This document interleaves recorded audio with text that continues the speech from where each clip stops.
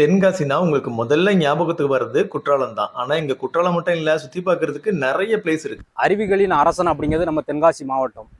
இந்த மேக்கரை ஊர் எப்படி அமைந்தது என்றால், மேற்கு தொடர்ச்சி மலை அடிவாரத்தில் அமைந்ததனால் இது மேக்கரை என்ற பெயர் வந்தது. பார்த்தீங்கன்னா ஃபுல்லாகவே லெமன் கிராஸு, ஃபுல்லாக மூலிகை தான்.